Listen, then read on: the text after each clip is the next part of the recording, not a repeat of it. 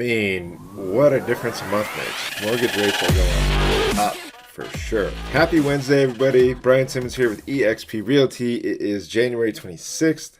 And we've got a nice little market report for you today. We have 546 active single-family residential listings on the market right now, up a little bit from last week, just a couple units, which is not what I expected to see. But over the last 7 days, here's kind of what's happened, and this will tell you why that's creeped up a little bit. But over the last 7 days, we saw 103 new listings hit the market, which is about the same as we've seen the last couple weeks. 67 price changes. Pretty stable there. 28 listings have come back on the market, which means they've fallen out of escrow for whatever reason. Again, pretty stable. 122 deals have gone pending over the last 7 days, which again, same ballpark. But only 74 closes, so down slightly from what we saw last week, which kind of makes sense because we're about 30 days out from Christmas, and so probably not a lot of people putting deals into escrow right around Christmas. So that timing kind of makes sense. 17 listings were expired, withdrawn, or canceled, so came off the market for some reason other than selling. So that altogether brings us to about 7 weeks worth of inventory. So nothing really significant to report on with the data, honestly. It's just kind of been a pretty neutral week. No real strong moves one way or the other.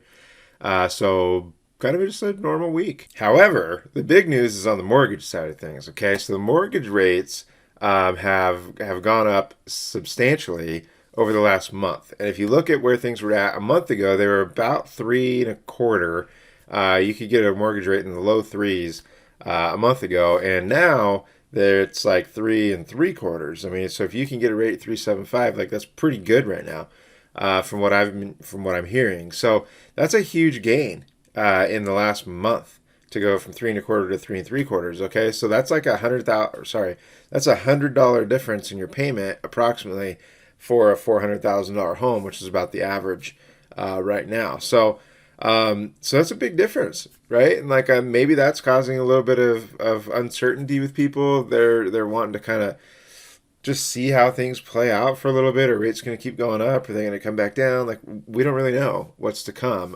What we do know is that we're going to hear some news today. The Fed's meeting today on Wednesday to discuss, everything, monetary policy, the whole nine.